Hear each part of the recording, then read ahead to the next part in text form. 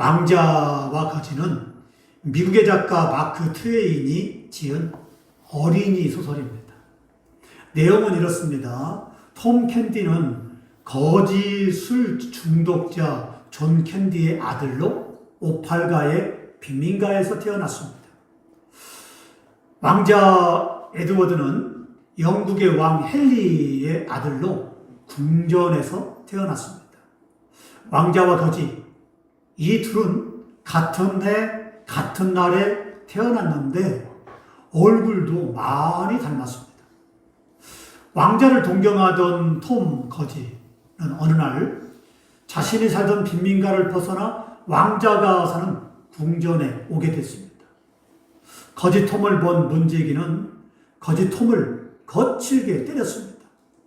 그것을 본 왕자가 문지기 병사를 엄하게 꾸짖고 거지 톰을 자기 방으로 데리고 와서 좋은 음식을 마음껏 먹도록, 배불리 먹도록 하고 톰과 이야기를 나누면서 왕자는 거지 톰의 생활에 흥미를 느끼게 되었습니다.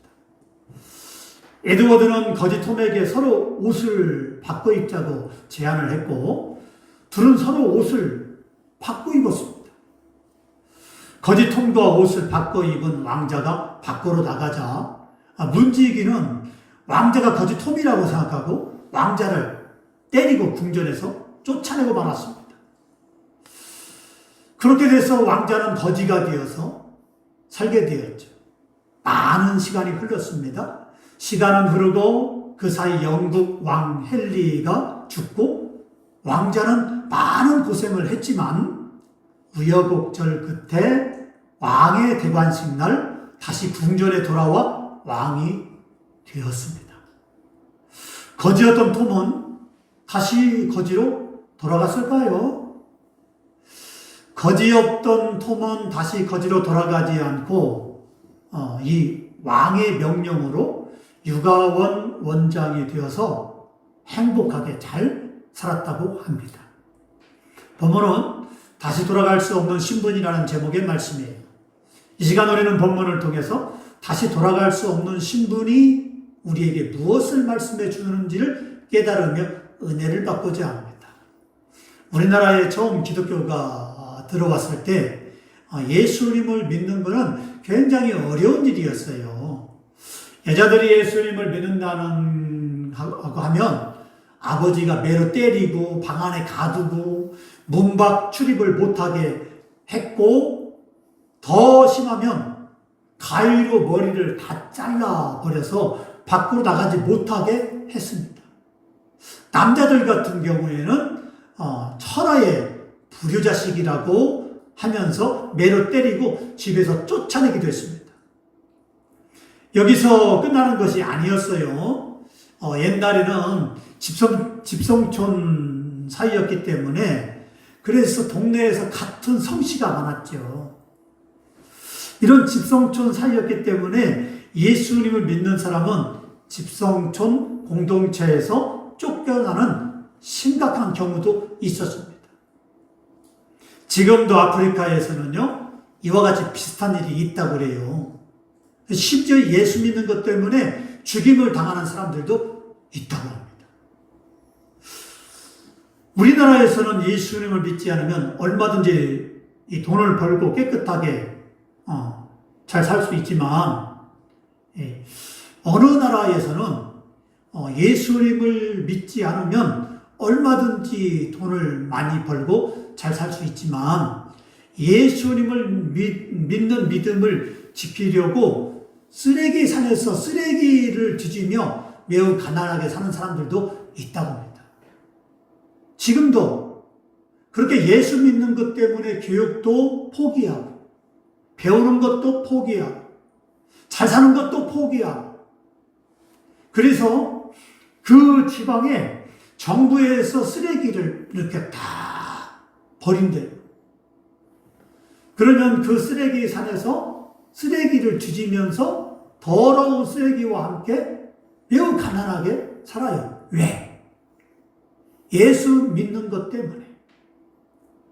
그 대통령이 그렇게 허락을 했대요. 자, 우리나라는 이슬람이지만 당신들이 예수를 믿는다면 그러면 우리가 이제는 당신들은 그냥 살면 죽기 때문에 굶어 죽기 때문에 이제는 쓰레기를 다 모아가지고 거기에 버리겠습니다.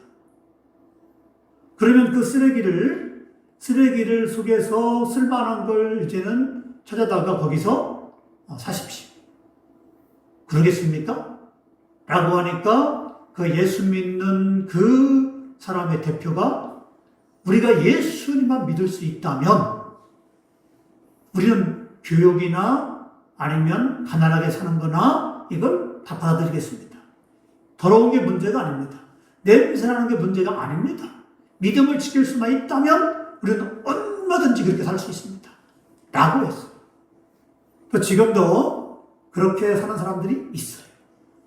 얼마든지 많이 배우고 예수 안 믿으면 얼마든지 좋은 학교에 좋은 직장에 취직하고 그리고 사업을 하고 돈을 많이 벌고 떵떵거리며 잘 살 수 있음에도 불구하고 모든 것을 다 예수 믿는 것 때문에 포기해버리고 가난하게 살고 그 더러운 쓰레기 뒤지면서 냄새나는 쓰레기 산에서 그렇게 매우 가난하게 살고 있다고 합니다. 어떻습니까? 왜 이렇게 큰 어려움을 당하면서까지 예수님을 끝까지 믿는 것일까요? 예수 믿는 사람들이 못 배워서 미련하고 어리석어서 그런 것일까요? 아니에요. 예수 믿는 사람들이 끝까지 목숨을 걸고 믿음을 지키는 이유는 십자가의 은혜 때문이에요. 죄로 말미암아 멸망길로 갈 수밖에 없는 나 같은 죄인을 예수님이 나 대신에 십자가의 죽음으로 구원받은 것이, 내가 구원받은 것이 내 생명보다 더 소중하기 때문에 모든 것을 포기하고서라도 목숨을 걸고 예수님을 믿는 거예요. 이런 십자가의 은혜는 나를 향한 하나님의 사랑입니다. 믿으시면 아멘? 아멘. 예수님을 믿는다는 것이 무엇입니까? 예수님을 믿는다는 것은 예수님을 주로 고백하는 거예요. 예수님을 믿기 전까지는 내가 내 인생의 주인이 되어서 내가 하고 싶은 대로 내 마음대로 살아왔지만 예수님을 믿는 순간부터는 예수님을 내 주인으로 섬기는 것이 예수님을 제대로 믿는 거예요. 예수님을 믿는다는 것은 내 인생의 왕의 자리를 예수님께 내어드리고 나는 왕의 자리에서 내려오는 것을 말합니다. 만일 이런 자리 체인지가 없다면 그 사람은 예수 믿는 사람이라 볼 수 없어요. 예수님을 믿는다는 것은 이전에 좋은 것 이제는 값없어지고 시시해져야 돼요. 그래서 내가 왕이 되어서 내 인생을 내가 마음대로 내 뜻대로 살았는데 예수 믿은 후로는 왕의 자리를 예수님께 내어드려야 돼요. 그래서 예수님이 내 인생의 왕이 되어서 예수님 명령대로 예수님 말씀대로 예수님이 하라는 대로 그렇게 순종하며 살아야 돼요. 그게 진짜 예수 믿는 거예요. 근데 아직도 예수 믿는다고 하면서 예수님의 명령대로 예수님 말씀대로 예수님의 뜻대로 예수님이 하라고 하는 대로 하지 않으면 어떻게 그 사람이 예수 믿는 사람이라고 볼 수 있느냐 이 말이에요. 그러므로 여러분의 스스로가 여러분의 믿음을 점검해 봐야 돼요. 스스로가 여러분의 삶을 뒤돌아봐야 돼요. 내가 진짜 예수님을 왕으로 모시고 있고 내가 진짜 예수님 말씀에 순종하고 있나? 아니면 내가 예수 믿는다고 하면서 여전히 내 뜻대로 내 생각대로 예수님 말씀을 거역하면서 예수님 말씀에 불순종하고 내 뜻대로 살고 있지 않나? 자신의 신앙을 점검해보고 되돌아봐야 돼요. 만일 내가 여전히 예수님 말씀대로 어떤 건 잘하지만 어떤 건 내가 예수님 말씀에 순종하지 않는다면 그러면 아이고 안 되겠다. 내가 목사님 말씀 듣고 보니까 이것마저도 내가 순종해야 되겠구나 라고 돌이켜서 불순종한 것이 있다면 빨리 회개하고 순종할 수 있어야 돼요. 그게 신앙생활이에요. 믿습니까? 아멘. 그게 믿음 생활이에요. 많은 사람들이 교회 와서 예배만 드리면 내가 예수를 믿는다고 하면 그게 예수님 믿는 걸로 생각합니다. 아니에요. 예수님 믿는다는 건 나를 부인하고 내 십자가를 짊어지고 예수님 뒤를 따라가는 거예요. 예수님이 그렇게 말씀했어요. 누구든지 나를 따라오려거든 자기를 부인하고 자기 십자가를 짊어지고 내 뒤를 따를 것입니다. 그러면 여러분은 여러분의 자신을 부인하고 내 십자가를 짊어지고 예수님을 따라가고 있습니까? 나를 부인한다는 건 내가 죽는 거예요. 내가 없어지는 거예요. 내가 죽었는데 어떻게 내 생각이 있습니까? 내 마음이 어디가 있어요? 근데 많은 사람들이 여전히 내가 살아서 내 생각대로, 내 뜻대로 신앙생활 하려고 하는 거예요. 그걸 뭐라고 하냐면 선택적 신앙생활이다. 어떤 건 내가 할 수 있을 만큼 순종하고 어떤 건 내가 환경에 따라서 현실에 따라서 불순종하고 타협하고 한다면 그게 어떻게 진짜 신앙생활이 되겠느냐.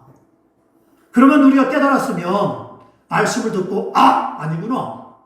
이렇게 내가 생각해 보니까 말씀을 듣고 보니까 내가 지금까지 신앙생활한 게 선택적 신앙생활이었구나. 이거 잘못됐구나. 그러면 내가 빨리 돌이켜야 되겠다. 하고 우리가 그게 진짜 나를 부인하고 내 십자가를 짊어지고 예수님을 따라갈 수 있는 믿음을 가져야 돼. 진짜 믿음을 가지고 예수님을 따를 수 있어야 돼. 앞에 말씀드렸잖아요. 예수님 안 믿는다고 하면 얼마든지 가서 공부도 하고 좋은 대학 나와서 좋은 직장 잡고 그리고 돈 많이 벌고 그리고 떵떵거리며 살 수 있는데 예수 믿는 거 하나 때문에 그 더러운 쓰레기 산에 가서 가난하게 살면서 그렇게 사는 사람들이 많더라 이 말이죠. 그렇게 살고 싶습니까? 그렇게 살고 싶지 않지만 그 예수님 믿으려고 한 거란 말이에요. 오늘 우리가 그렇게 신앙생활 해야 되지 않겠습니까? 내가 얼마든지 받을 수가 있고 내가 얼마든지 가질 수가 있고 내가 얼마든지 포기할 수 있지만 내가 예수님 때문에 포기하고 예수님 때문에 뒤로 물러서 예수님 때문에 내가 그렇게 살아가는 거. 그 믿음 지키려고.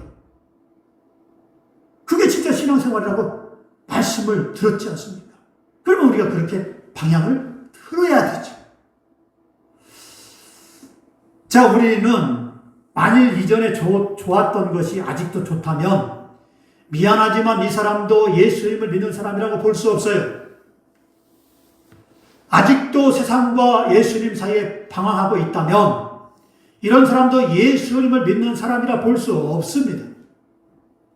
예수님을 믿는다면 세상과 예수님 사이에 방황이 없어야 돼요. 예수님을 믿는다는 것은 내 생각, 장래 희망, 꿈과 비전, 인생의 가치관, 취미, 사랑하는 목적과 목표가 다 변해야 돼요. 모든 것이 예수님 중심으로 바꿔져야 되고 기독교적인 가치관으로 바꿔져야 됩니다. 할렐루야. 아멘. 믿는 것도 아니고 안 믿는 것도 아니고 교회만 다닌다고 다 예수 믿는 사람이냐? 아니라는 걸 바로 깨달아야 돼요. 믿으려면 화끈하게 믿어야 되고 믿으려면 확실히 믿어야 됩니다. 그게 바로 진실한 믿음이죠. 우리가 믿음을 가진다는 건요, 목숨을 내놓는 거예요. 예수님 믿으려고 목숨을 내놓고 신앙생활을 해야 그게 진짜 신앙생활이에요. 굶어 죽을까봐, 실패할까봐 두려워서 내가 예수님 말씀에 순종하지 않는다면 그게 어디가 신앙생활입니까? 우리는 진실하게, 확실하게 신앙생활을 할 수 있어요. 예수님이 내 주인이 되고 내 삶의 중심이 되는 것, 바로 이것이 예수님을 믿는 것입니다. 그런데 다시 예수님을 믿기 전 옛생활로 돌아가려고 한다면 이것이 문제가 됩니다. 사도 바울은 이것을 이렇게 말씀합니다. 본문 8절로 9절 말씀 보십시다. 그러나 너희가 그때에는 하나님을 알지 못하여 본질상 하나님이 아닌 자들에게 종노릇하였더니 이제는 너희가 하나님을 알 뿐 아니라 더욱이 하나님이 아신 바 되었거늘 어찌하여 다시 약하고 천박한 초등학문으로 돌아가서 다시 그들에게 종노릇 하려 하느냐. 아멘. 자, 이 말씀의 요점은 이렇습니다. 옛날에는 너희가 종이었다 라는 것입니다. 자, 종은 노예가 아닙니까? 종은 자유가 없습니다. 종은 하라는 대로 해야 됩니다. 종은 생각이 없습니다. 종은 감정이 없어요. 종은 자신의 생각이 없다니까요. 종은 내 가치관도 없어요. 내 인생의 목적도 없어요. 종은 내 인생의 삶의 목표도 없습니다. 그냥 주인이 하라는 대로 해야 돼요. 그런데 이제 아들이 되었습니다. 이전에는 종이었지만 주인이 나를 입양을 했어요. 자, 이제 너는 종이 아니야. 내 아들이야. 내 딸이야. 알았지? 그러니까 내가 지금 가지고 있는 재산, 내가 가지고 있는 거 다 네 거야. 네가 마음껏 누릴 수가 있어. 자, 우리가 예수님을 믿음으로 이렇게 하나님의 자녀가 되었습니다. 그런데 어찌하여 다시 종으로 돌아가려 하느냐? 이 말이에요. 예수님을 믿는다는 것은 종의 신분에서 자녀의 신분으로 바뀐 거예요.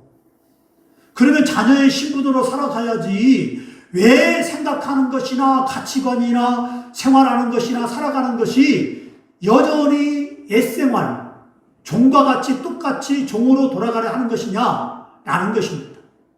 그렇죠? 자녀가 되었으면 자녀로서의 삶을 살아야지 종 되었을 때 똑같이 살아가면 되겠습니까?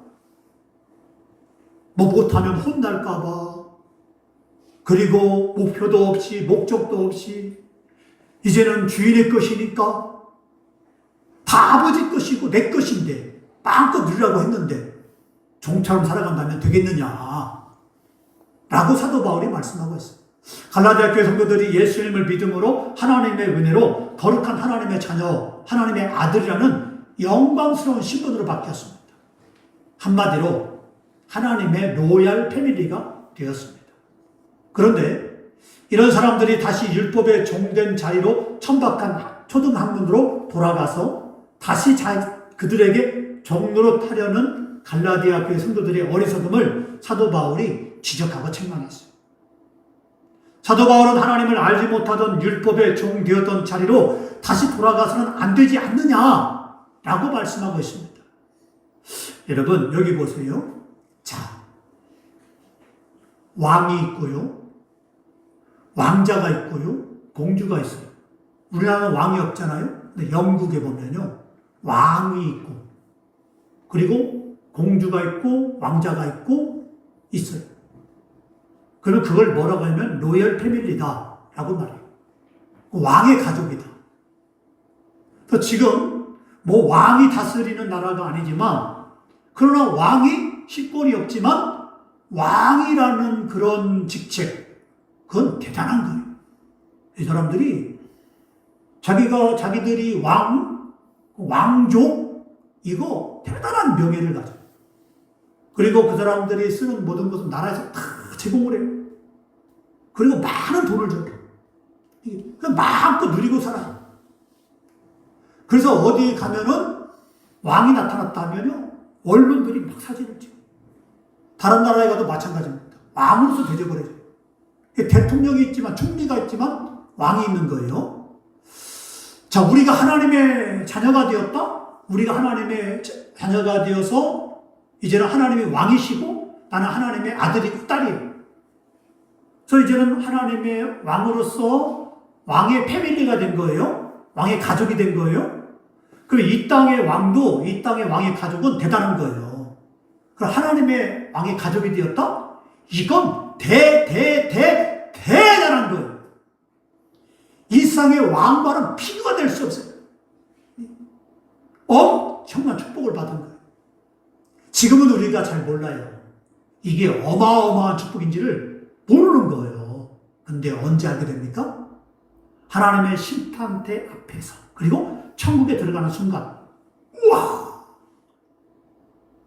그죠? 엄청난 거예요. 지금은 우리가 천국이라는 곳이, 하나님이라는 분이 얼마나 위대하고 얼마나 크고 얼마나 엄청난 것인지를 몰라요. 가늠이 안 돼요. 생각을 할 수 없어요.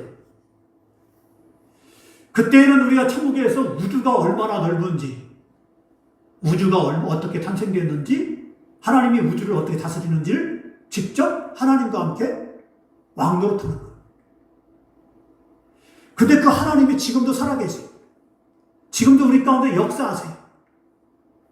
하나님이 다른 종교처럼 살아있지 않다면 문제가 되는데 하나님은 살아계셔서 지금도 역사하고 계십니다.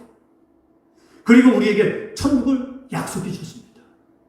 자, 우리는 살아계신 하나님의 삶 가운데, 하나님이 왕노릇하는 가운데 하나님이 우리와 함께 하십니다. 하나님이 말씀하세요. 너는 내 자녀야.